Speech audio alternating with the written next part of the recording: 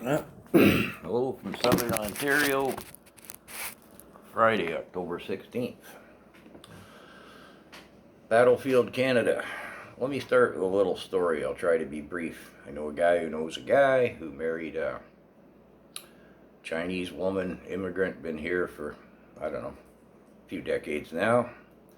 So once in a while, every 2-3 years, they go to China for a visit, where she has a relative who's a power player within the government structure there.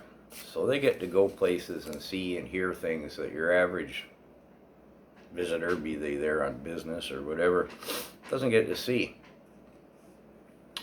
This fellow said, you won't see a single Muslim. Their societal structure in China is not disrupted by Islam in any sense, because they round them up and pop them down in internment camps. And when asked what happens to them then, he could only but shrug. So, here in Canada, our leaders brought in thousands, hundreds of thousands. No one really knows how many. Got to be 2 or 3 million now. 600,000 this year alone he's promised us to bring in. Off the subject slightly, at 100 G's a head the first year alone, you know, what with 5-star accommodation and blah blah blah, golden health care, da da da. Well, that's got to go a long ways towards explaining our trillions of dollars of debt, won't it? They don't seem to contribute to the tax base while they're on the dole. However, back to the main topic.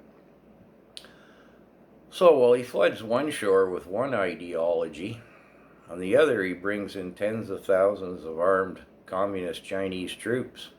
Again, we have no idea. I mean, is it 1,000, 10,000? He got 100,000 here by now. Who knows how many he's planning on bringing in? He's made it law, Canadian law, that they can come here in any numbers and do whatever they want. Communist Chinese troops. So, you got two sworn enemies, both bent on world domination on our shores in vast numbers. I'll let that percolate for a sec. Now, let them tear at each other, you say. Well, that might be fine if it was way over there somewhere.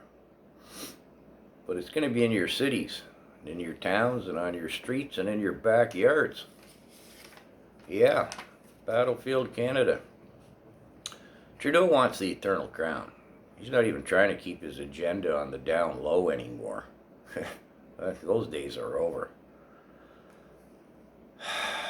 Yeah, he wants to be the grand poobah of the new normal, whatever you want to call it.